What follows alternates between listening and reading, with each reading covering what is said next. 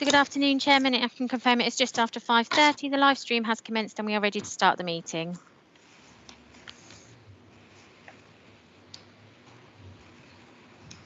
Good afternoon and welcome to the Housing Neighbourhoods Committee of the 4th of March 2021. I would like to advise today that we'll be using Teams to provide a live stream to members of the public. Please can we ask you to bear with us as we deal with numerous internet connections and sometimes this can cause a slight delay. Thank you, Chairman. Sammy Winter will be your Teams host for today. We have IT support on hand if required, and Christina Webb will be clerking the meeting today. During the meeting, all participants except for the Chairman will be muted, and this should remain during the whole of the meeting unless you have asked to speak. May I take this opportunity to remind members that all members are invited to participate in the meeting, but would ask that you use the chat bar, which can be found on your taskbar on the screen should you wish to speak on any matter. The Chairman will be notified of your request, and he will then invite you forward to speak. Once you have been called to speak, please could we ask you to unmute yourself and then once spoken, mute yourself again. When asking a question, please could we ask members to refer to page numbers within the report or agenda for ease. If we have to adjourn the meeting, the Chairman will advise of this and the anticipated length of adjournment. When voting on an item today, this will be undertaken by electronic voting method. Those members who are unable to use this method will be asked for their vote during that time. When confirming the minutes and noting a report today, unless any member raises an objection on these matters, these will be confirmed by assent. Members can only partake in voting if they have been present for the entire discussion of the report. Chair, if I can just undertake a roll call of members, please. Councillor Camden. Present. Councillor Cameron. Present. Councillor Flaxman-Taylor. Present. Councillor Gayler. Present. Councillor Grant. Present. Councillor Haken. Thank you. Councillor Hammond. Present. Councillor Martin. Present. Councillor Smith-Clare. Present. Councillor Talbot. Present. Councillor Wainwright. Present. And Councillor Williamson. Present. Thank you. Chair, to advise officers, we have from Great Yarmouth Borough Council in attendance at today's meeting. We have Paula Boyce, Strategic Director, Nicola Turner, Housing Director, Sue Robinson, Early Help Hub Manager, Holly Nutcutt, Community Development Manager, myself, Sammy Wintle, Corporate Services Manager, and Christina Webb, Executive Services Officer. We have Claire Cullens from Norfolk Community Foundation in attendance for item 6 today, and Chair to advise that we have Councillor Gill in attendance as an observer to the meeting today. And thank you, Chair. We can now move on to the agenda items. Okay, thank you, Sammy. Okay, starting off with apologies for absence.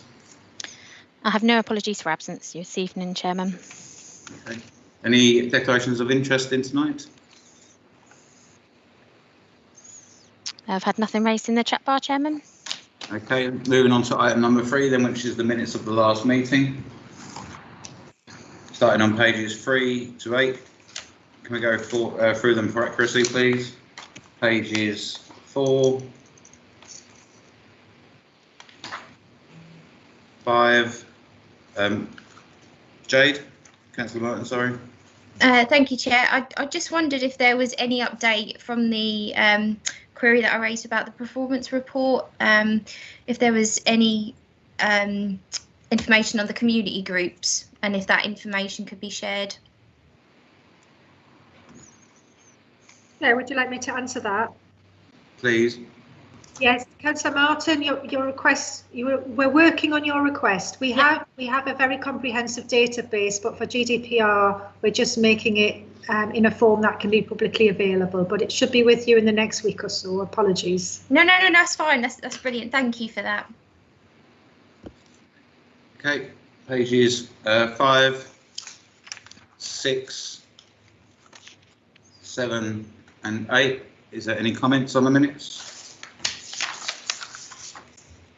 Nothing been raised in the chat bar, Chairman, and no hands raised. Okay, then moving on to item number 4, which is the forward plan on page 9. Sorry, Chair, I just need to just to say out loud that those minutes will be confirmed by assent as there were no objections. Thank you. Okay. Any comments on the forward plan? Yes, Mr. Chairman, just on the sheltered housing services review, is that in relation to what was raised at council by Colleen Walker regarding? Yes, it was, yeah. Yeah. Have we any idea when that may come forward? I know it's to be confirmed, but. So, Nicola, is there Chairman, any? yes, Chairman, Sorry. it will be within the new committee timetable, but I'll let Nicola, if Okay. Nicola can give any further. No, that's fine. That's fine. That's fine. I was just going to say is I'm still working. I just need to confirm the timescale, but I'm No, there'll be 2 reports, and I will confirm the timing as soon as. No, that's fine, Nicola. Thank you. Okay, then moving on to item number 5, then members are asked to consider the Early Help Manager and Strategic Director's report, which can be found on pages 11 to 15 of the agenda pack. Can Sue and Paula to present, please? Thank you, Chair. Good evening, members. Lovely to be with you again. You have in front of you a paper for information, not decision making. As was announced at Policy and Resources when the Council was successful in securing £465,000 for the Ministry of Housing and Community Local Government's Community Champions programme. I bring forward for you this evening an overview of the Community Champions programme. Paragraph 3.4 sets out in relatively high level, so I'm happy to take questions, Chair, an overview of the 3 elements that the investment will be spent on. Essentially, the Borough Council has been awarded Community Champions funding from government in order to help and support our CCG colleagues, our primary care network colleagues, the hospital and our Norfolk Public Health to communicate guidance and keep hard to reach, which is a government term, residents safe. So it's to undertake a series of outreach work with BAME, Black, Asian, Minority Ethnics, speakers of other languages, learning and physical disabilities, and our Gypsy Roma traveller community. In doing so, we will be overlaying that with the work that the community marshals are already, the COVID marshals are already still doing in terms of supporting Norfolk Public Health's enhanced test and trace. So really we'll reach as many vulnerable people who need help and direct them through into our community hub and off to Norfolk County Council, who can provide support. The middle proposal is relatively unique for Great Yarmouth, and it builds on the really good work that actually the Norfolk Community Foundation has been doing to date in raising public money and funding our VCSE and community groups that are generally come under the banner of the Great Yarmouth Food Network.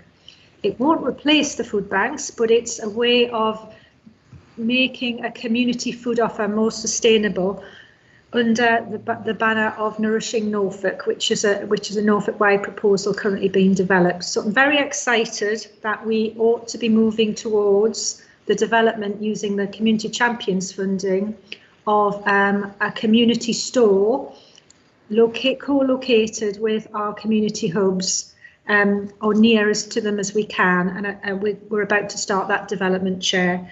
I think I'll stop there because I know members have got a very large agenda and I'm happy to answer questions. Any questions from anybody?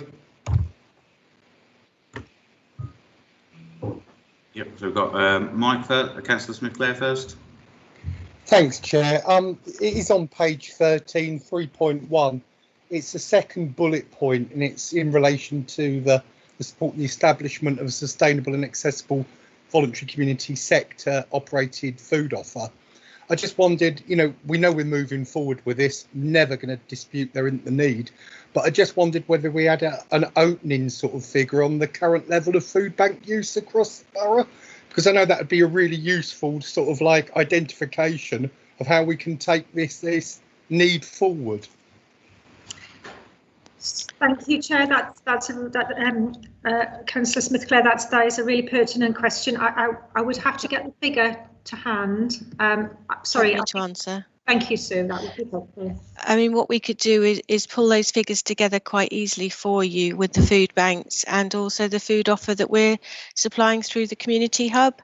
We could do that within the next week and circulate that if that would be helpful. That would be absolutely brilliant, because at least then we can see what we're having to deal with as a starting point. Not to say that it might not increase, particularly as we move forward out of the COVID situation. But no, thank you. Okay. Councillor Wainwright. Yeah, thanks, Paula, for the presentation. On the page 11, in the summary, paragraph 2, did you say that's like imminent to start? We've been successful with its proposal for local interventions. So yes. When that's imminent, just on the obviously the local interventions, and you talk about public-facing communications related to COVID-19, including the vaccine advice. Is that just aimed at these particular groups you talked about? Travellers, Black and Asian minority ethnic groups, or is it aimed at everybody? Because I understand in Yarmouth the take-up of the vaccine for the over 60s is not going to plan.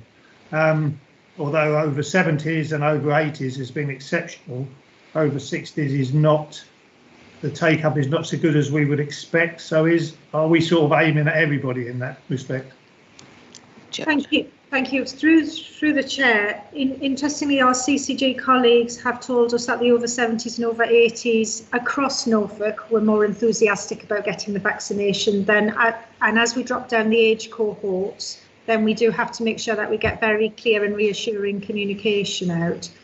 What I would say is this specific allocation of 465,000 is for these particular hard to reach cohorts. Okay. But what it does do is it helps us reach everybody else as well, and it will add to our current corporate communications that we do across all of our networks, both face-to-face and online. And the aim of the Community Champions programme will be to nominate a volunteer community champion who will work with us and get regular information on a weekly basis through the Community Hub team under Sue Robinson to make sure that their communities are reassured. Okay, thank you. Okay. Councillor Williamson. Thank you, Chair. Yes, thanks for the report. I'm really glad that we've got this kind of money coming into the borough. My only concern, which flags up to me as 1.2, we're only 60 authorities in the councils within the country have got this kind of funding, yet this need must be countrywide. It does concern me. I'm really glad we've got it now. My only concern as well is the fact that on page 14, 4.1, is talking about having committed the financial commitment by the 31st of March and delivered by September 21, which is an exceedingly tight timeline as far as I'm concerned, exceedingly tight.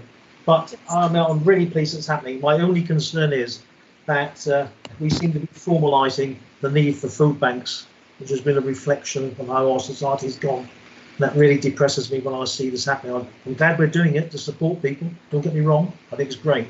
But we're formalising the use of food banks in this way is really sad reflection on society. Thank you. Thank you, Councillor Williamson. If I may, a couple of things on that. So the MHCLG have asked us to spend it all by the 30th of September because that's when they envisage the next phase of recovery kicking in. Everybody will be thought to be vaccinated by then, and therefore the immediate communication issue about how to reach. I thought it might be over. It's a tight timescale. Yeah, it is. Well, we're a very ambitious councillor, and we tend to get things done quite sharpish. The other thing to say is that in relation to the food bank offer, the aim of the next phase, which is this community food offer, it wouldn't be free food, members, it would be a chargeable on a referral basis, but it would be high quality food for a very low price. So we are trying to work with householders and residents and families to make sure that they can eat healthily and live the best lifestyle, but also get access to advice if they need it to prevent their life escalating into crises. Thank you. Councillor Talbot. Thank you, Chair. Just out of curiosity, with regards to the question that was asked about food bank figures and food bank numbers, when we look at those figures, would that only include like the official food banks, Salvation Army, so on and so forth? Because obviously there's one that runs through Facebook on the GYNet page where they're running a mini food bank at the moment. Those that are sort of pre-food bank referral, emergency, food packages, clothing packages, so on and so forth, would that be included in the figures, or is it literally only just the official food banks that would be included in that, please? Yeah, that's an easy one, Chair. We've embraced all of the COVID mutual aid groups, including the GYNet group and Mandalay, and there is a Martham community food bank. They're all part of our food bank network, and they're invited to attend meetings regularly. So yes, it will involve all of them. Thank you for that. Okay, Councillor Flaxman-Taylor. Yeah, thank you, Chair. My point is really just to thank Sue, Holly and Paula for all their hard work in getting this report done under the timescales. I know all the hard work and effort they've had to make in getting this sorted, especially during the pandemic and everything else that they're doing. And I know that they're doing some great work and just wanted to echo that. So thank you. Okay. Is there any more comments or questions from anyone? No. Well, committee is asked to just note and endorse the community champions. I don't think a vote is needed on this. No, that's fine, Chairman, as long as we can just have that everybody's got, nobody's got any objections to noting and endorsing, then that can be confirmed by assent. Okay. Which there are no objections, Chairman. That's handy. Okay, then moving on to item number 6 then, which is the review of DCSE grants. The Community Development Managers and Strategic Directors report, which can be found on pages 16 to 29 of the agenda pack. Can I ask Holly Knockout and Paula Boyce to present, please? Thank you, Chair. Claire Cullens. Lovely, thank you. So we're going to do a three-pronged approach on this. I'm going to set the scene. My colleague Holly is going to take you through the review of the current community grants scheme. And then I'm going to introduce you to Claire Cullens, who's the Chief Exec of the Norfolk Community Foundation, to explain their proposal to us moving forward. So as members aware, when I joined the council in 2018, I think members, I remember a council meeting whereby there were issues in relation to how community grant applications were being procured through standard procurement portals. Members will remember that this council rolled forward the existing community grants in light of COVID till the 30th of August, but that also gave us an opportunity to review what type of support we needed. Member officers were going to recommend to members we needed to support as a borough council in light of what other services, information, advice and advocacy, and social isolation and loneliness commissioning is already undertaken by other agencies. So the report you have in front of you makes a recommendation to move us into a Great Yarmouth Community Investment Fund for a number of reasons. One of them is Norfolk County Council reviewing its commissioning of, I'm going to use the acronyms now, it's IAA, which is Information, Advice and Advocacy, and SIL, which is Social Isolation and Loneliness Contracting, which dovetails into this, but also actually the incredibly exciting and brilliant work of the foundation that it has done since COVID and actually before then in terms of raising awareness of how we could do joint commissioning and co-financing of some of these very important community-facing services has presented itself to us during lockdown, and that's what you have in front of you today. So I'm going to ask Holly just to take you through the review of the existing community grants, because there is some guidance officers would like, please.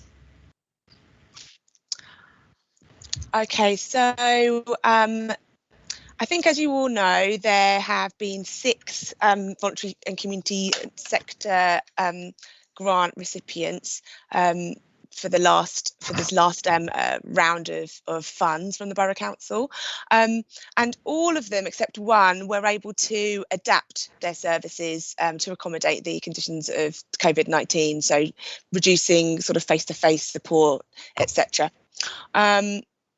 I'll go through them all, and I'll kind of summarise what they've been doing and their achievements really today. It should be just to note that we asked them to get their figures to us for February, so it's not a complete period. Some of them have met their targets and exceeded them, and some of them are on track to, and that's what we've kind of noted in the achievements column. So first of all, Citizens Advice, that we all know, they're contracted to deliver that generalist advice covering sort of the financial welfare element all the way through to health, housing and wider kind of consumer affairs.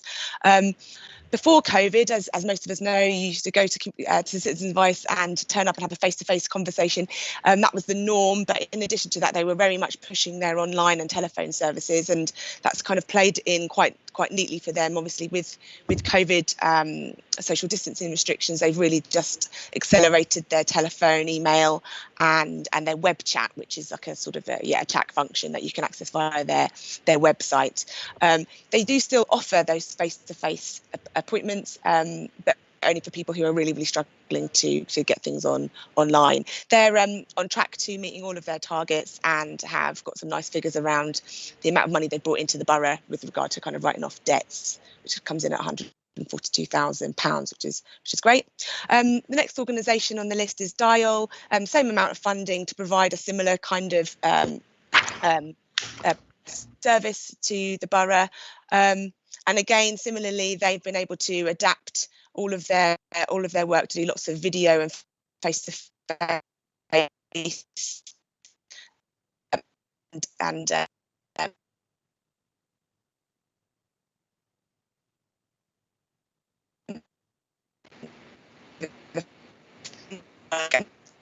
physical. Sorry, I think you're cutting out.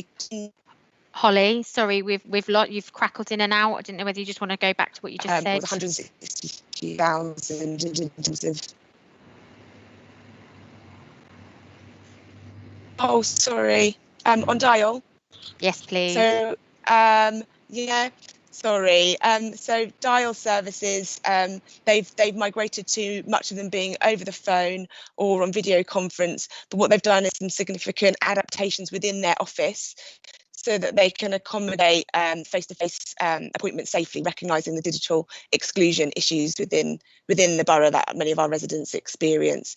They're also on track to meet their targets and have also brought in a significant amount with regard to financial returns from sort of debt clearance and things like that.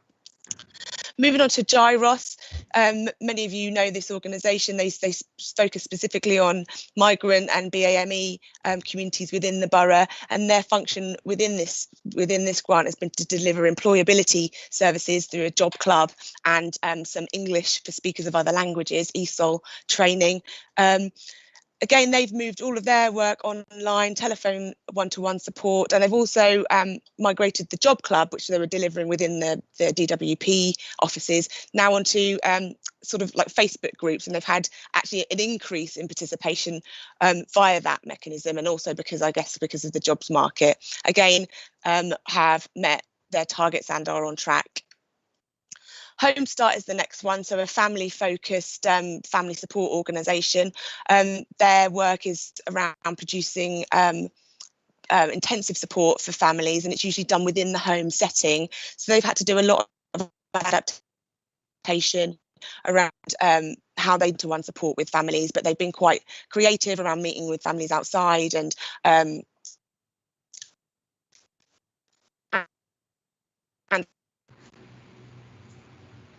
Sorry, Holly, you're frozen again. Lots of them needed back in 2019, so they've got about a 4-month they had a 4-month delay in starting, so we accommodate that in terms of how they produce their monitoring. But that is all on track. And then lastly is the Food Bank Plus. So just as a reminder, it's not the food bank in its current normal form that we know it as. It's the Food Bank Plus, which is about providing that wider wraparound holistic support to people who have used the food bank services quite prolifically over the years and trying to break that cycle of dependence. So what they've done is set up and established what they call the KEYS programme, and they've worked with 34 of their regular food bank service users to address a whole host of quite acute issues with regard to substance misuse and addiction, quite intense mental health problems, housing issues and so on, and they do that through a one-to-one and group mentoring scheme. Some really lovely outcomes from them as well, some good case studies, and also on track with some really nice outcomes with people progressing into volunteering and things like that. They have also been able to adapt their services, I should say, by doing the one-to-one mentoring over the phone and doing group work online as well. But they've also enabled much of that contact to also continue on a face-to-face level because of the social distancing measures that they've put in place within the food bank settings. And then lastly, it's First Move Furnish Aid. They were originally commissioned to deliver first step IT support sessions from very, very basic pre-level 1 levels of skills.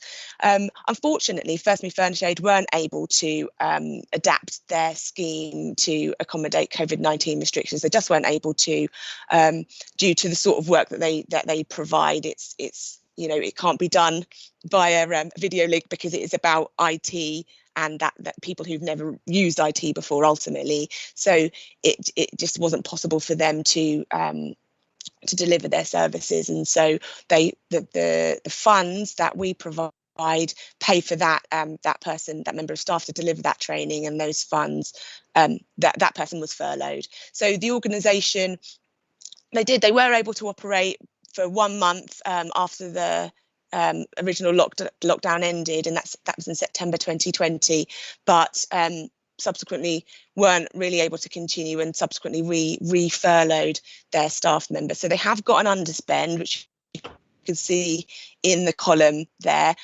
which is just over £17,400, and they've proposed that they be allowed to use that for the original intentions of the grant when it's safe and possible for them to reopen their services there. So just in summary, there's the 6 organisations. As you can see, they've all delivered satisfactory monitoring returns, and so therefore the recommendation is that they are allowed to continue till the end of the extension period, which is August 2021. Other than First Move Furnish Aid, who, like I've just stated, haven't been able to do their work under the COVID restrictions, but they are proposing that they reactivate their work using this grant fund as soon as they are able. So that's the review. I hope you heard most of that. Thank you, Holly. Thank you, Chair. Chair, would you like us to continue through the report, or did you want to stop there? Should we just take advice? Trevor, question? You just muted, Trevor. I mean, it can wait to the end. Who's talking now then? I mean, so I didn't want to. Is has everybody spoken on this report now, officers, or is there somebody else to? No, apologies, Councillor Wainwright. We're now going to move into the second part of the item then, which is an introduction to the Norfolk Community Foundation. Okay, that's fine. But if I could just ask Holly a question. Yeah. I mean, quite clearly, Holly, these organisations we've been, funding for some years, and as Paula said, we discussed this probably back in 2018. But they all make a considerable contribution to the borough, and obviously we spend £99,000, which obviously we get a good return on that money when you see the figures that the organisations are, saving residents in the longer term. I know we're talking about the foundation next, but ultimately this is a cut of £50,000. That's what it is. It's a cut. and you know, I've got some questions on the Norfolk County Council fund, which we're going to talk about next, as I say. But you know, will these businesses that we're talking about here, CAB, Dial, Food Bank Plus, do we know by taking this funding away from them? I know they have to bid every year, but do we know by taking this funding away from them the impact that they will have on them? Because, you know, quite clearly, you know, for some of them, it's a considerable amount of money. So have we got any idea of the impact on these organisations? Should we just say at the end of August, by the way, now we've finished this, you've now got to bid into another fund? Have we done any work on that at all?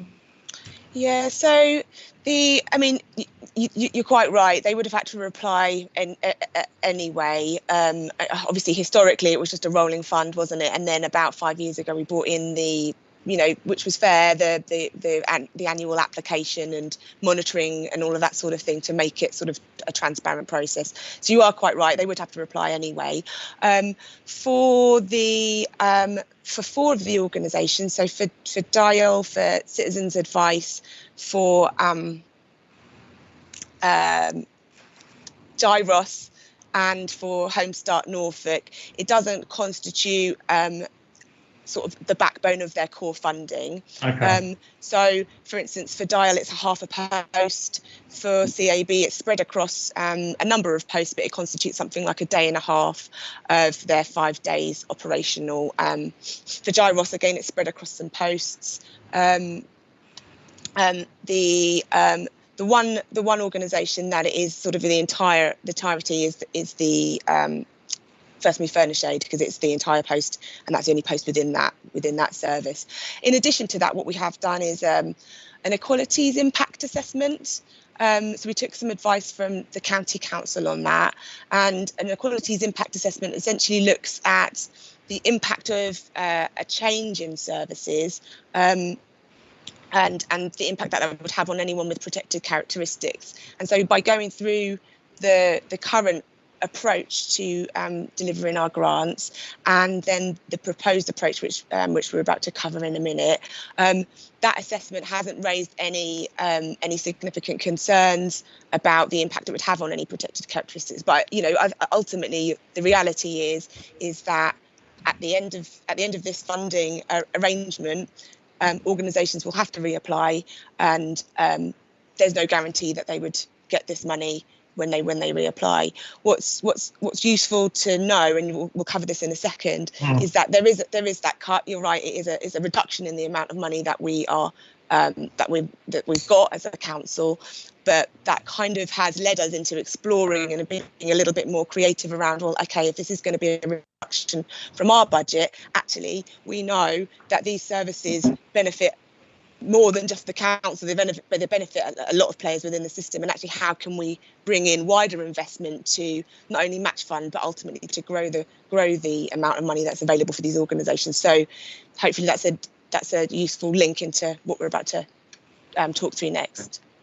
Thank you, Chair. If I could just add to what Holly has said. I mean, that's all absolutely correct, and just to reassure the committee, there is no suggestion from the council that services that are very much valued and needed by our vulnerable communities and residents would go without. So the way the Community Foundation will run, assuming members agree today, an investment fund will be dictated, and the criteria will be set by this committee, so that we will still be able to have 100% influence on what funding goes to which groups, albeit that will be done by, the proposal is for the Community Foundation to do that at arm's length from the council after we set the criteria. But Holly's quite right, this really generates a co-commissioning and a significant opportunity, and officers wouldn't bring such a proposal to members today if we hadn't looked at the risks around this, and we do think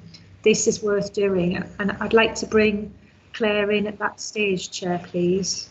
Can I just say, Paula, just before you do, I mean, that is really reassuring that obviously it will come back to this committee to to actually have the final say, basically. No, working with. Sorry, right? I didn't say that, Chair. I didn't say that. Right. The criteria you have in front of you today would allow the foundation, if you agree to this, to administer and provide, but absolutely 6 monthly reporting and a performance report with outcomes would come back to this committee. Oh, right. So the outcomes. Okay. Oh, right. Okay. So we wouldn't have any say on who gets the money. No. As we do now.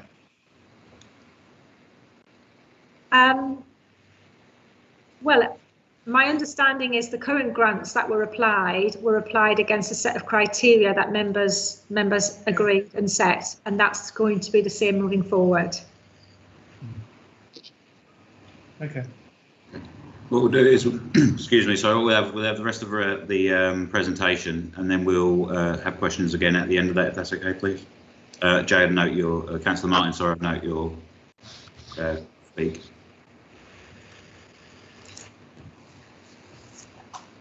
Okay. Chair, I'm just bringing up a slide, and I would like to introduce Claire. I think she's there. She wants to. Yeah, I'm here. I hope everyone can hear me okay, and that's fine. And I just want to say thank you very much for allowing me to introduce the Community Foundation this evening and to discuss how I hope we can work together moving forward. And I feel especially honoured to be invited, given the amazing news that you've just had around the town deal, and to know what's happening for you at the moment. But the purpose of the next couple of minutes, and I hope that I can allay some of the concerns I think I've just heard from some of the members, is to introduce you to the broader work of the foundation, to give you an understanding of the way in which we work, and to talk about our support over time with Great Yarmouth, and some ideas and aspirations about how we can work together in a broad and exciting partnership. So I think the first thing to note is that we are a local charity. We are Norfolk based.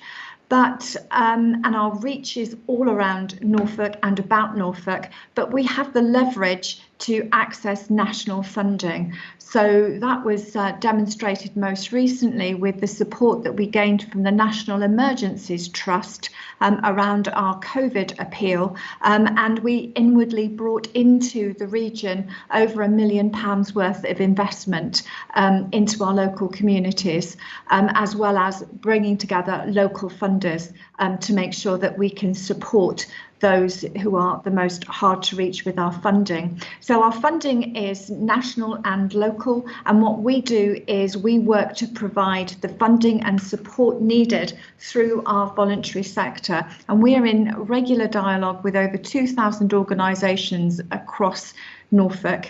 And as a foundation, we led the charitable response to COVID. So what does that mean? We coordinated the funding at a national and local level and ensured that it was distributed out rapidly to all of the community groups and charities that needed it across Norfolk. And in that role, we raised and distributed £4 million in 2020. And in those early days of our response, we were able to get funding out to those vital community groups in as little as 2 to 3 days. So making a really vital difference to people that needed money to do the things that they do to support our communities. Critical in that was our partnership with the Local Resilience Forum, and making sure that we always stay connected with what our local government colleagues and peers were telling us. And I was absolutely delighted that Paula Boyce was able to be on our grant panel to make sure that the funding that we were making were the right decisions and connected with what was happening at a local level. In Great Yarmouth, since our inception some 15 years ago, we have delivered over £3.2 million worth of dedicated funding to Great Yarmouth charities. And if we look at last year alone, we made 171 grants and delivered just over £500,000 worth of targeted funding for Great Yarmouth. And in addition, we made 64 grants that were county-wide of 350,000. So I was interested to note the organisations that you've just been funded, and I can guarantee that we were funding Home Start, Gyros, CAB, Dial and food banks throughout last year, both at where they have a Norfolk coverage. We were funding at a Norfolk level and very targeted within Yarmouth too. So these are organisations that we work with on a regular basis. And I think partnership is one of the key attributes of the Norfolk Community Foundation, because we're about working together in partnership to deliver community benefit. And I think a really good example of that, or the most recent example of that, is the work that we have done to provide digital support to young people struggling to learn at the moment. I don't know how many of you are aware of the Every Child Online campaign. It was a coordinated response between Norfolk County Council, the EDP and the Community Foundation. And it arose because we were very clear that there were young people struggling to learn without the devices at home and without Wi-Fi. And we needed to garner and encourage people to give to make sure that we could put an end to that quickly and get people learning. It has delivered over 5,000 devices in a matter of weeks. But if I look very specifically in Great Yarmouth, we work with a funder, Dudgeon wind farm, who many of you will be familiar with. And when we talked about the problems and talked about the issues we believe were really facing Great Yarmouth, they agreed to support us and fund us with over £100,000 ring-fenced and spent in Great Yarmouth. Just to give you an idea of what that meant, it included over 150 devices to primary schools, North Deans, Southtown and St George's. So that's just an idea of what we're able to do to bring funding together to make local difference. So I suppose that at the heart of what I'm trying to say is we're well connected both with funders and with charities, and we've got a history of long-term commitment and work in Great Yarmouth. So how might that work and how might it work in practice together? We've looked at the strategic plan, and I understand that you're going to spend a little bit more time around that later, but we understand the key areas that you're trying to address in terms of health inequality, improving skills, supporting those people who are at risk of exploitation or vulnerability, and reducing loneliness. And the next stage for us is to identify the charitable partners that can help deliver against those objectives. And clearly you're working with some of those organisations already, so it would be to continue to work with some of those organisations, but also look at the funding that we're working with them already and match it with the funding that you've got, so that we can make sure that they deliver the maximum benefit. And what other support can we bring alongside to make sure it really works? We think that we can get great coverage across all of your areas of activity, and we will agree with you what exactly it is that you're trying to deliver.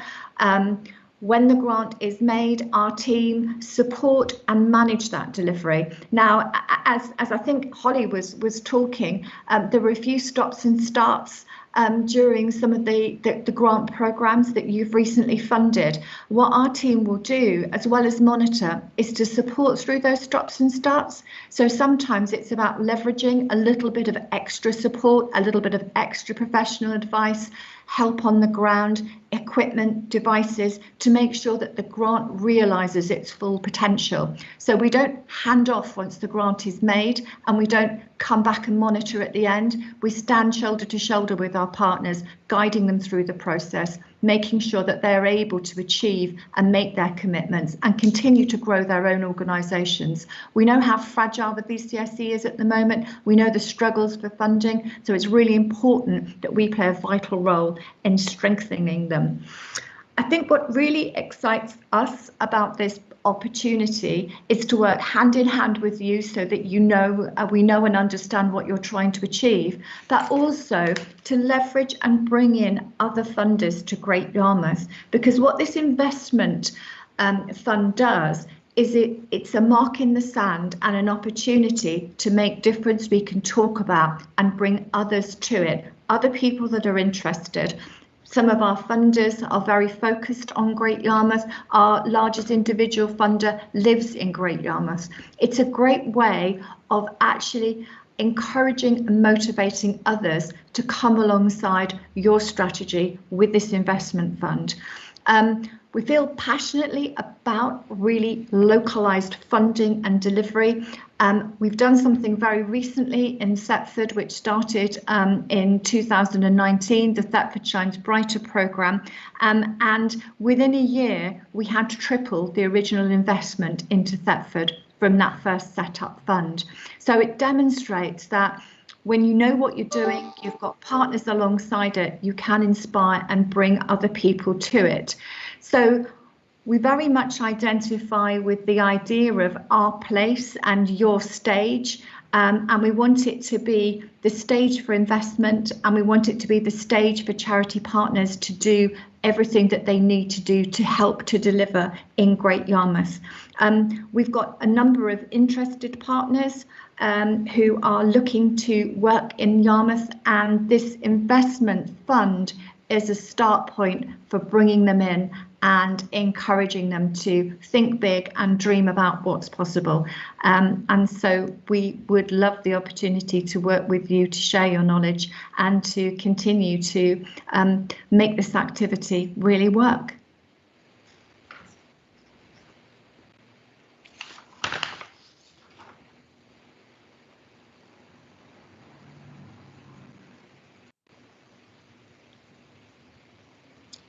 Sorry, Paula, I can't. Sorry. Thank you. Chair, I think probably officers, we've said enough. I think I'll pass it back to you, and we'll try and answer some questions if that's okay. Yep. So, Councillor Martin first, please. Thank you, Chair. Actually, Claire has reassured me quite a bit with the presentation, but my concern was around like the 3.7 in the report, where it said about the duplication of any commission services already, such as like the DWP and ones done by Norfolk County Council, because as we know, quite a lot of our local services carry out the same way. Carry out the same sort of work, but in different ways that appeals to different people. So I just didn't want to lose that, and it's, you know, we need to hold on to them services because they've built really good relationships with the residents in our town. But Claire has reassured me, especially because NTF are really involved with them already, so they obviously understand the good work that they have. But the only other thing was 3.8 about, and obviously with Paula confirming that we won't have any involvement in the decision making. What was really good is that we have a current panel of members who have an input, and I just think it would be a big shame to lose that, because, you know, they know the needs of our community and the organisation so well that it just doesn't seem right to have other people from outside make decisions based on the residents of our town, and you know, we know their needs a bit more. So that was just my thoughts on it. Okay, Councillor Wainwright. I mean, I've just endorsed what Councillor Martin said. I mean, we do have a panel that actually sort of sat and actually sort of agreed the grants that we would pay out within the £100,000. Would be a shame to lose them, but I mean, I'm encouraged to see that obviously 500,000 targeted funding came into Great Yarmouth, and obviously this 100,000 from Dudgeon, which I think is Scottish Power. But it would have been nice to, you know what I mean, it's a really good news story basically, certainly the Dudgeon putting in the 100,000, because I've spoken to them in the past about you know, getting local schools and that involved and the community, and quite clearly they are, but I haven't got a clue that they've done this. So it would be good to get a report from, you know, the NCF you know, now and again to say where this money has gone, because, you know, 500,000 and 100,000 is a lot of money. So, yeah, I am reassured what I've heard, but just a question, Claire, on the amount of grants, because obviously we have a lot of small organisations in Yarmouth that perhaps, you know, only require, you know, a few £1,000s to really help them through, charities I'm talking about. There's provision in your scheme to accommodate all those type of, you know, charities. I mean, it's not just the big one, you know what I mean? No, absolutely. The whole range, yeah. Yeah. No, there's a whole range, and actually, Trevor, you're absolutely right. It's about having that mix and making sure that you're covering the whole ecosystem. If we look at our average grant size, it's £2,500, so that gives you an idea. However, we do make grants up to £25,000, so it depends what the organisational need is at the time, the size of the organisation. And when we're making grants decisions, we're looking at what is it that we're trying to achieve, how strong is this organisation, and are they able to deliver it? Are they the right organisation to deliver it? And what is their other funding streams, and what other funding are we providing them? So we make sure that the funding we give does exactly what it's meant to do, and it doesn't dissipate, or it's not you know, that there isn't another fund that's going to take them off into a different direction. So we have, with the size of funding that we have quite a good overview of what is happening within the sector and what are the individual issues within an organisation. And because of that, we have very good relationships with our charities, because they trust us and they know that we're there to support them, so they can be quite honest about their concerns, and we can try to support them in different ways and find the right funding. So we always sort of say to our groups, if we can't get you the right funding now, we'll find out how we can, and we'll make you more fundable next time, so that we build that resilience within our communities. Yeah, I mean, thank you, Claire. I mean, it's interesting, because obviously I think somebody touched on First Move Furnish Aid have had a problem obviously delivering their programme because obviously of COVID and, you know, social distancing. But, you know, with an organisation like yours, what you're saying is you would give advice to try and find a way around that, to actually accommodate that, and if it needed more funding, you could accommodate that as well. Absolutely, and sometimes it's not more funding, it's something else, or it's something, and it's just having the links. We work very closely with business. We have a lot of pro bono professional advice. We've got charity mentors, we've got governance structures, so we can pinpoint the right support that they need in the moment, to make sure that the funding does what it's meant to. Okay, thank you, Claire. Okay, Councillor Mark Smith, Claire. Thanks, Andy, and again, thank you for an excellent presentation, really detailed. I particularly like the bigger picture tagline. I think that's great, and in order for me, and I think other members, to get that clarity on that picture, I think sometimes it's really important to know whether sometimes there's enough paint to go on what could be a huge canvas. And all I'm asking is, it's in relation to 3.6, particularly number 2 on that one, when it's looking at young people, aspirations, attainment, achievement, all those elements that we know that there's difficulties, but we can make almost assumptions, and sometimes we also need the facts and figures in order to know that things can be put in place to actually meet that need. So I've got 4 specific questions that I know can't possibly be answered straight away, but I think it would be useful if it would be brought back to this group or other members. And the first one is, do we know what the most up-to-date youth unemployment figures are for the borough? That's the first point. The second one is, across the borough, and this is about attainment, across the borough, what is the percentage of young people, and by that I'm meaning 16 to 24-year-olds, currently without 5 GCSEs? And I know the new grade system as a pass is 9 to 4, including maths and English. What careers advice frameworks are currently in place? And I'm mentioning that particularly because if we are attempting to gather aspiration, how's that being gathered? We don't want anecdotal aspiration, we want fact again. And then the final point is what the current number of apprenticeship traineeships available to young people within Great Yarmouth that then relates to the industry that exists within the town. And as I said before, I'm not after that straight away, but it would be great to inform us, wholeheartedly support anything that helps. But again, we can talk about pictures, but what is the size of the canvas and is there enough paint to paint that picture? Thank you. Thank you, Chair. And if I may just come back on that, I mean, there are 4 points which we've actually, the Borough Council's actually just commissioned a piece of work actually to look at some of this, Councillor Smith-Clare, because we have got our capital investment for our learning centre now. We are in conversation with the University of East Anglia, University of Suffolk, East Coast College, to bring a new educational hub into Great Yarmouth. And some of the exact figures that you're asking for are what we need to actually base our new learning and skills pathways. In the next agenda item, there is a suggestion within the action plans that we develop an inclusive growth strategy, and that this piece of work, which will answer these questions, is one of the reasons, together with the Learning Hub, that we've commissioned that work. So the information you're asking for exists.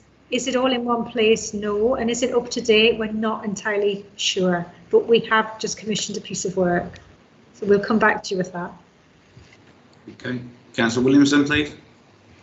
Thanks, Chair. I'd like to thank Claire for her presentation. It really relieved many of my worries when I read the paper. I mean, it's a brilliant presentation. It gave a clear oversight of what was happening within the county. I just wonder in the initial year if £50,000 is enough to actually kickstart the community fund, and that might need to be primed a bit hard in the initial year.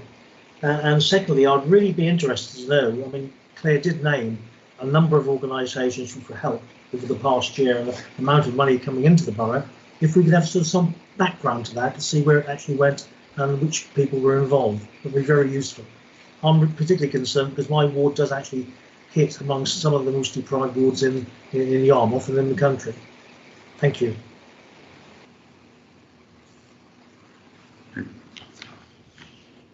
Okay. Your hand's still up, Bernard. Is that another question or? Sorry, didn't come down the first time. Okay, you got Councillor Flaxman-Taylor, followed by Councillor Talbot, Councillor Hammond, then Haken, and I believe Trevor wants another question. Yeah, I forgot something else. Okay, Councillor Flaxman-Taylor, please.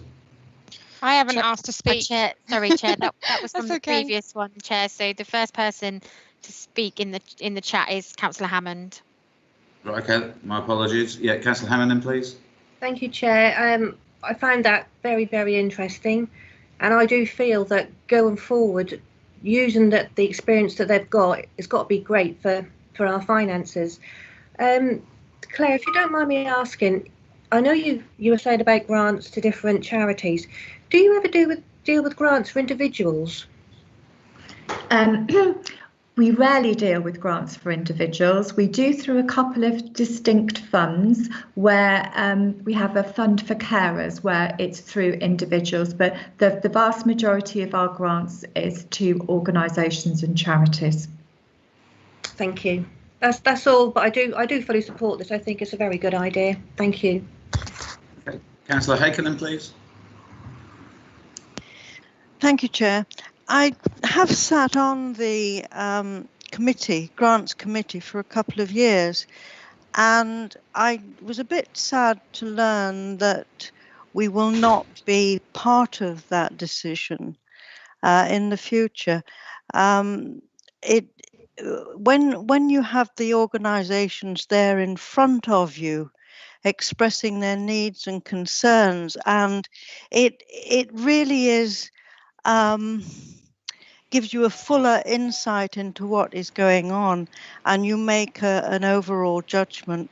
I feel sad that that's not going to continue, if I understand Paula correctly.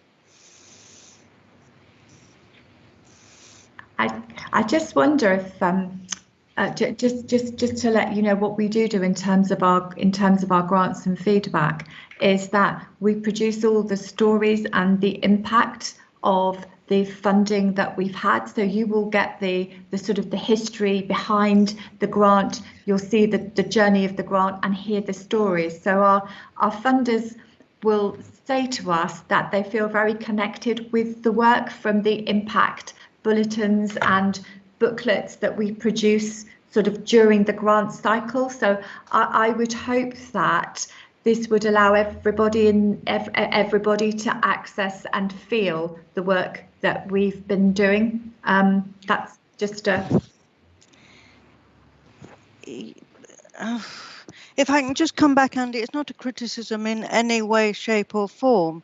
It's just that I understand and thank Claire for her report. I just feel that when we had that grant committee, we all understood and could deal with it at a local level, if that's not insulting.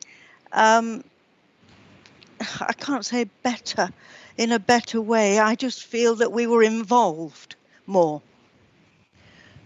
I think Chair, if I can help with a couple of the members, because there's a similar vein running through the comments, and that is the Community Investment Fund will be an investment fund that has been led by the Borough Council, but we won't be the only source of funders. And every funder would probably want to meet and see the grant recipients that its own money is funding. So I think we have to be a little bit more pragmatic about that, and my team will work with Claire's team to make sure that members are fully informed and there are briefings that take place and impacts and outcomes are known. But in making this, in giving this leadership approach as a borough council, we will be encouraging other private sector and potentially public sector and the lottery, other funders to actually put into the pot, which will go a lot further than our own £99,500 or indeed £50,000. But in actual fact, the money the foundation was overseeing on behalf of all its funders will be larger than the Borough Council, albeit that the Borough Council ultimately sets the strategic intentions. I hope that helps. Okay, Councillor Martin's put something in the chat. Could we have circulated that information in relation to the grant support for carers, if possible, please, Claire? Absolutely, yes. Thank you. If that can be forwarded to officers that can circulate it to all members, that would be a good piece for everybody. Right, last comment. So we have Councillor Wainwright and then Councillor Camden. Councillor Camden, sorry, I couldn't find the... Yeah, Councillor Camden. So Trevor, please. Yeah, sorry, Chair, I just missed a question. Claire, just with the grants, do you assist with grant applications? Because we have a lot of small charities in Yarmouth, and I know they really struggle with getting the application right, whereas the big ones like the CAB and DIAL have a lot of support, you know, and they drag in big amounts of money. So do you assist with organisations who would struggle?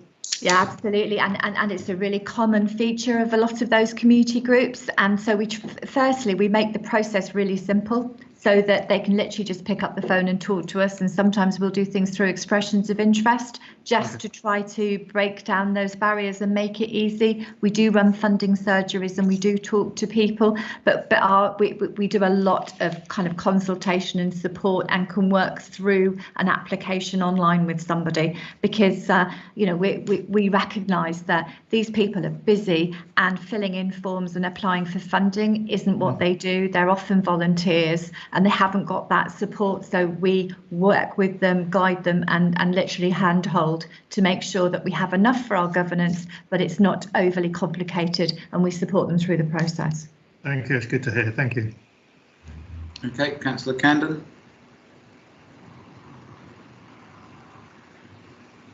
You just muted, Councillor Camden, sorry.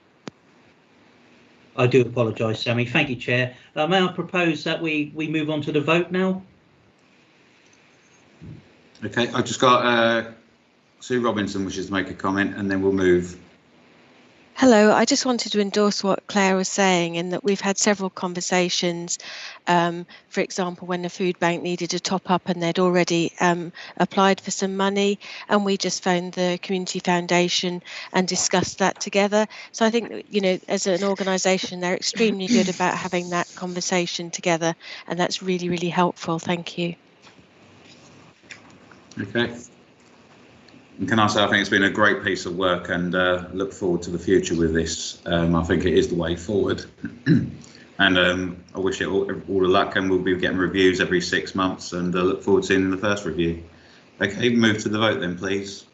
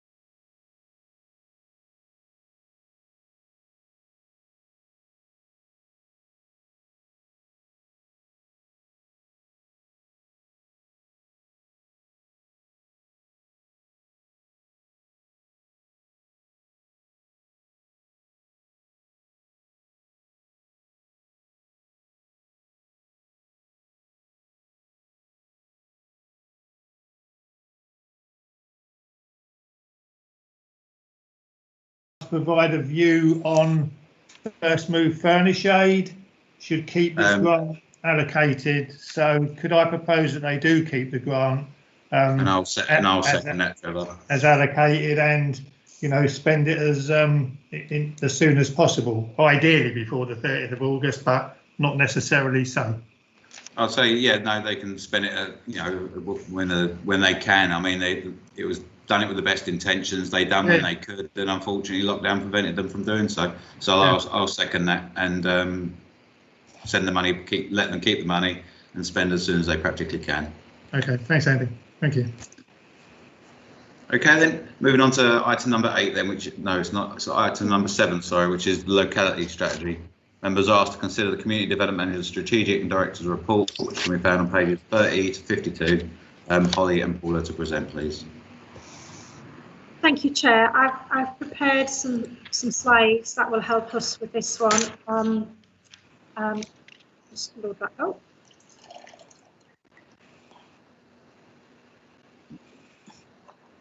You members can see that.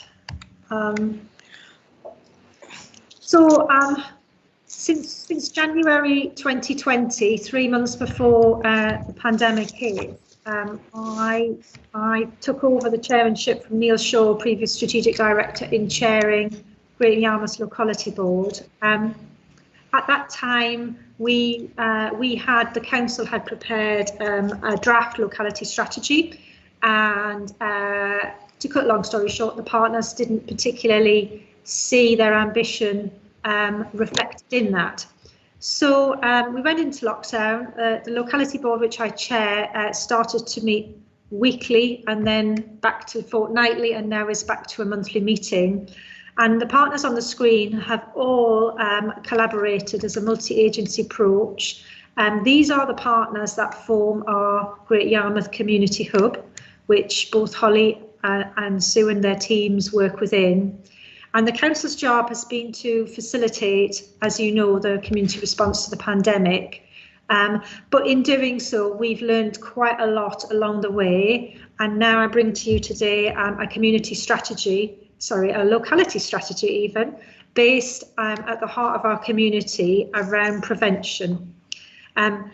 Members have in front of them a 20-page strategy accompanying in the annex of the report. The prevention focuses on keeping people well. It focuses on keeping them away from additional services and making sure that they take preventative courses of action. And it's also about making sure that they have their life needs and their home style needs met in terms of what the theory calls tertiary prevention. Great Yarmouth is a really interesting place. We've got such a huge opportunity. We've had, as members are aware, really successful Heritage Action Zone, creating people and places funding. We've had Town Deal just yesterday, our 20.1 million. 2 weeks ago, we had our 13.7 million Future High Streets Fund. All of it in terms of that capital investment for regeneration bodes really well. These are the issues that face us as community leaders, and across the multi-agency, what we've done is developed a locality strategy to try collectively as a system to address some of those needs and some of those preventative actions within our community. This is a diagram from the strategy itself. It's well used by Public Health England. It's really about, if you like, it's the recipe to keep our economy and our communities healthy, both physically, mentally and economically. We've created a vision which has been agreed by the partners in our multi-agency approach to support residents to thrive. And our goals are around prevention, integration and reducing inequalities. And what we've done is we've listened to our partners, and with Holly curating, we have had a series of online workshops with the multi-agency partners. So they're the statutory organisations and our leading VCSE organisations who are all fully behind and endorsing what you have in front of you this evening. Quite simply, we are proposing, members, that Great Yarmouth's locality priorities are these 4 items. They're the same 4 items you've just embodied into our new Great Yarmouth Community Investment Fund. They are very high level and they're designed to meet some significant needs and some complex issues that face us and face our residents. Our ambition within this locality strategy is not to do everything as a borough council, because we're very small in comparison, but to put that marker down in the sand and be community leaders. So the overarching ambition of the borough council is to curate this strategy on behalf of the multi-partner agencies and align and nurture and facilitate partnership across all of the agencies that work to support our communities in our locality. Within that, the partners have agreed a set of principles, you could call them values if you like, that are the delivery of our locality strategy will work within. They're fairly common sense things: trust and respect, understanding each other, all of the different agencies, whether it's adult social care, children's services, or indeed our primary care networks. At the heart of everything we do in the public and VCSE sectors, our community and the resident has to be at the centre of what we do. And we, as a system, have to do our best to work around that resident to give them the support at the right point and at the right time so that they can remain independent, they can continue, and we see the whole person. Working together as a system-wide approach, the Vice Chair of this committee, Councillor Flaxman-Taylor, is the Council's outside body representative on Norfolk's Health and Wellbeing Board, and it is leading on health inequalities work. It's leading on COVID at the moment, but it's also leading on health equalities work in business as usual. And what we've done through our locality strategy is relatively unique in Norfolk. There isn't another one that exists. We are breaking the mould, but the proposal is to feed from the Norfolk Health and Wellbeing Board all the way down the layers into our grassroots community and VCSE networks, and join them all up through our community hub model going forward, which is aligned to the 2 PCNs, one in Gorleston for the southern parishes based at Shrublands in Gorleston, and one in Great Yarmouth based in the town centre for Great Yarmouth and the northern villages. And the link up supports the CCG's move into an integrated care system, which is their plan. So the multi-agency approach will be primary care network and GPs and their commissioned social prescribers and their community pharmacies, and the CCG's new mental health primary care service, which is going to be based on Shrublands and serving the whole of the East. So members, that is our recommendations just on the report. Really quick run through presentation. I'm sure there will be questions and I'm more than happy to try and answer them for you. Thank you.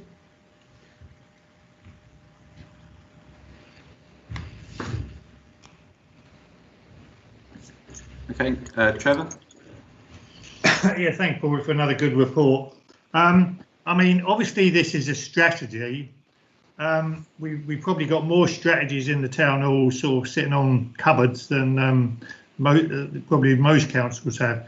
I just really want to know really about an action plan and milestones, because it's all very well having a strategy, but it's got to be delivered. So what is there an action plan behind this to, you know, that members will be able to see and understand? That's some, not now, not today, but at some point in the future. That's a good question. So we have been working on 4 action plans under the 4 priorities with the multi-agencies, but I have to confess, as of tonight, we didn't table it at committee because it is still work in progress. Okay. But what the intentions and what we will achieve, the landscape items within the actual strategy have all been agreed by the partners, and the action plans will flow from that. And the proposal is to bring those action plans and some milestones, as you suggest, back on a 6-monthly basis to update the committee. Thank you. Okay, Councillor Smith-Clare. Thanks again, Andy. Guy, it does make sobering reading looking through some of it, and so I'm particularly interested in our challenges. I think that's on page 49. Just picking up on the fact that we've got the indices of deprivation, and I think they were carried out back in 2019. One, where do we think we are now, particularly when we've gone through an incredibly difficult period of time with COVID and everything? Do we think they're worse? You know, and when are we going to get some statistical data to be able to prove or disprove that feeling? But also, you know, when you do look at that, particularly in terms of the fuel poverty, low skills, high unemployment, low life expectancy, I just wonder again whether we can measure those against this period now as opposed to 2 years ago. Thank you, Chair. Again, good question. Obviously, we are all waiting with bated breath for Census 2021 to happen, and that is the main Office of National Statistics source of a lot of these indices. So you're right, some of the data sets that Public Health England hold, which we have access to, and indeed some of our local indicators are slightly out of date. But of course, what was true in 2019 for a 10-year-old, sorry, in 2011 for a 10-year-old, that 10-year-old is now 21. So it's about actually how you track people's life journeys and how those indices, because they only give us a snapshot in time.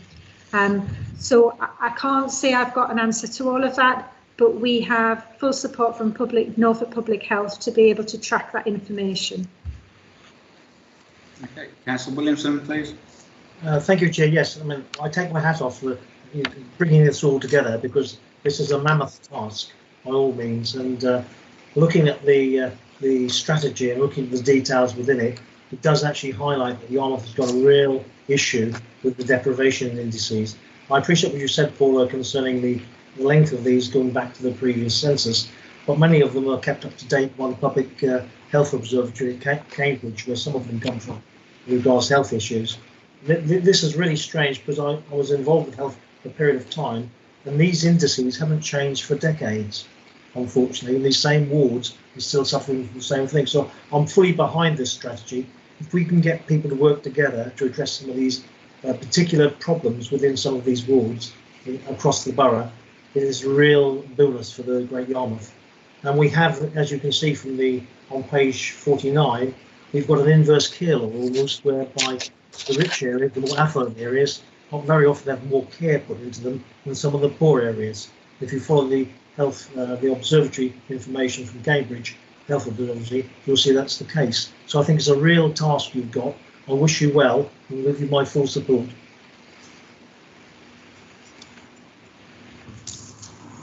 Okay. Any more comments or questions on this?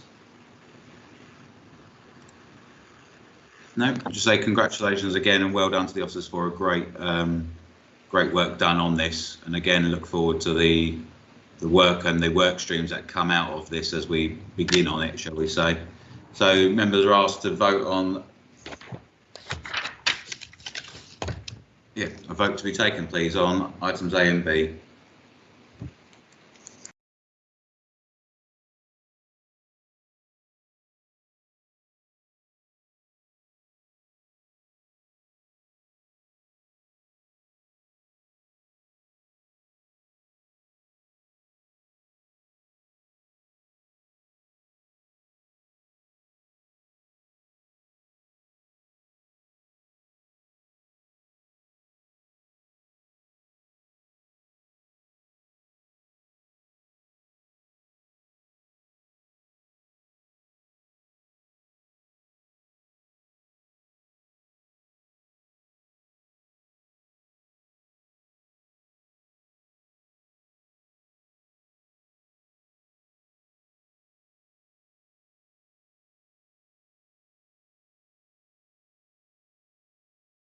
Matt.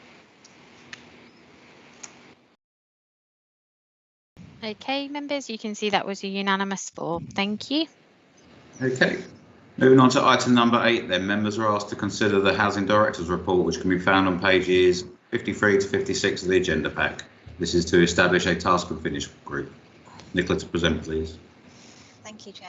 So as members will remember, on the 1st of October 2020, you considered the Council Homes Programme report, which set out the Council's approach to increasing the delivery of new council homes through new build or acquisitions.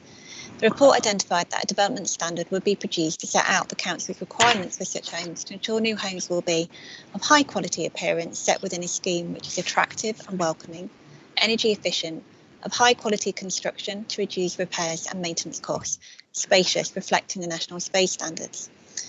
The development standard will include principles of design for the appearance and scheme layouts of new build homes, requirements in relation to the layout of homes and adaptability of homes to meet changing needs, and specific requirements for homes which are acquired, either new or existing homes, rather than constructed by the council, because there will be slightly different requirements for those homes.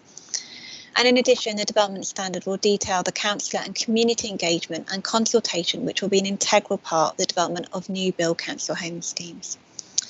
To inform the production of the development standard, a task and finish group will be used to allow a wide range of views and experience to feed into the development of that development standard, which when completed will be presented to committee for adoption. To support this work, I'm asking today for 5 members of committee to be identified to join the task and finish group, and we're suggesting that we don't ask for nominees today, but that they're provided after this meeting. If you've got any questions about the report, please do let me know. Any questions or comments from anyone? Trevor? Yeah, I mean, good report. My members will be Councillor Williamson and Councillor Martin. Save me having to email someone. Thank you. And I'll email the our members across to you later, Nicola. Okay, so members are asked to note this paper. Read. Okay. Moving on to item 9 then, which is the social housing white paper. Members are asked to consider the Housing Director's report, which can be found on pages 57 to 67. Nicola, to present, please. Thank you, Chair. I've got a very brief presentation which I'd like to share with you. Just bear with me, I will share my screen.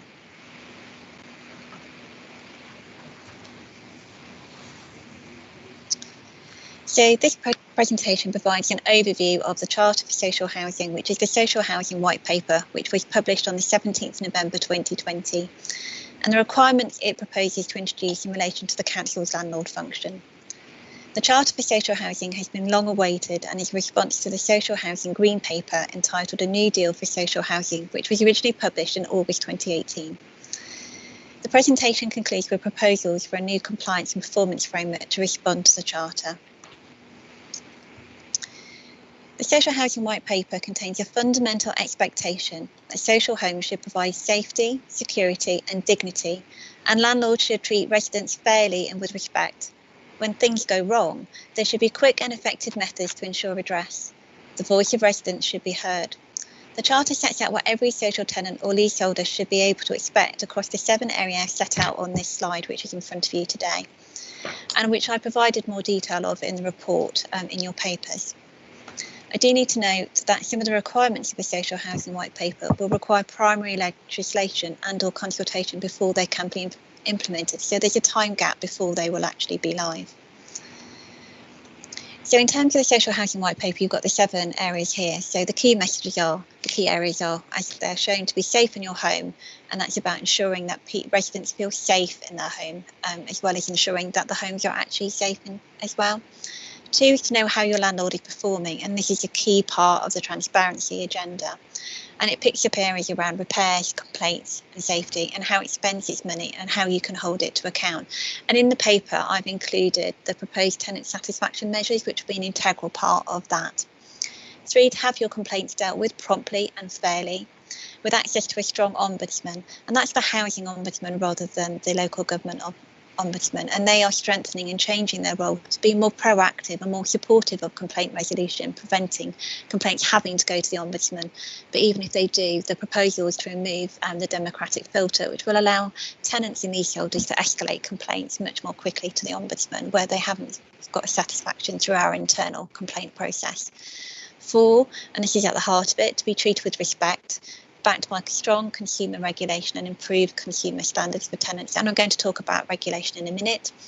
To have your voice heard by the landlord. And that's about having your voice heard. And also landlords need to show that they're listening, and there needs to be a process of continuous improvement about how we deliver our resident engagement. And as you know, we are in the process of preparing a new resident engagement strategy at the moment. To have a good quality home and neighbourhood to live in.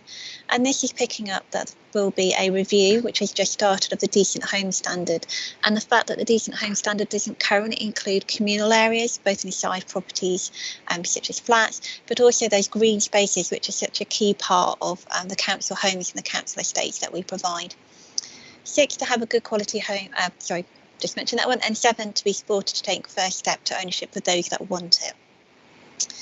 So I'm just going to talk briefly about the regulation of local authority landlords and the regulatory regime. As a local authority, we are a registered provider, and we are regulated by the regulator of social housing against 4 consumer standards and 1 economic standard, and that is slightly different. If we were a private registered provider housing association, we would be regulated against a number of economic standards, not just the rent standard. So I've given you a summary in this slide of the consumer standards and what they are. So the home standard is about the standard of homes and delivery of a cost-effective repairs and maintenance service. And that picks up things like compliance, so gas servicing, electrical servicing, but also decent home standard compliance. The tenancy standard relates to the letting of homes in terms of tenancy types and to ensure a fair, transparent and efficient letting of homes. And that also picks up, we've got a tenancy policy which sets out the types of policies that we produce, and that's part of that compliance with the tenancy standard, showing our approach to how we manage tenancies and the types of tenancies that we offer. The neighbourhood and community standard, which is about making sure that neighbourhoods within which homes are owned and communal areas are clean and safe, and that we cooperate with relevant partners such as the police, etc., to help resolve and prevent antisocial behaviour. And then the tenant involvement and empowerment standard, which is about making sure that as a landlord we provide choices about how tenants and leaseholders can engage with us. We have effective and clear information and communication, which reflects the needs of our tenants. And we have a clear approach to complaint handling. And the economic standard that we're regulated on is the rent standard, which is a requirement in relation to the setting and increasing of rents. Just a little bit more about the consumer standards. Under the current regulatory regime, there is a serious detriment trigger for intervention by the regulator. So they would only get involved if there was a serious risk of or actual serious harm to our tenants. So as you can see, it's a very high bar for intervention. What the social housing white paper does, and this is very welcomed, is show that the serious detriment test through legislation will be removed, allowing consumer standards to be regulated in a much more proactive way than they are now. And as part of that, the proposal was introduced for yearly inspections of all landlords of over 1,000 homes, which will include us. That regulation will pick up all of the consumer standards and the economic standards. So the next step that I'm proposing is that whilst it will take a number of years for some of these requirements to come in, we need to make sure that we're in the best possible place to respond to that. But that's important in terms of making sure that we can demonstrate compliance, but actually it's the best thing to do in terms of our own tenants and leaseholders. So what I'm proposing is that we prepare for this by early adoption of reporting on the tenant satisfaction measures. We identify the responsible officers which will be required through the social housing white paper. So a responsible person for consumer standards compliance, and that will be myself, and then a nominated person responsible for compliance with health and safety requirements, which will be Jane Beck as Head of Property and Asset Management. I'm also proposing that the Housing and Neighbourhoods Committee provide oversight of the council's performance as a landlord, and also that you act as the body responsible for requiring us to provide assurance that we are complying with the consumer standards and also the rent standard through a standing item which will pick up performance against the tenant satisfaction measures, compliance with the consumer standards and the rent standard. It will also provide an update on what we're doing around resident engagement and also importantly around complaints. So what are the trends and what are we learning from complaints? And I've just attended a conference this morning, and the key message was about complaints is complaints are not fault. Complaints are a learning opportunity for us to understand what our tenants and leaseholders are experiencing and to learn and improve our services. And so it's about making sure that as members you're cited on what the trends are and what we're learning from complaints and how we are changing our services in response to those.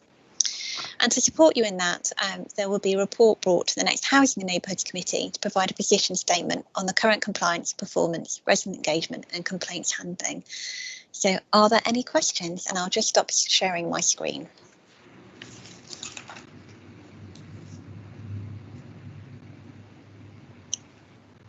Any questions or comments from anybody? No. No?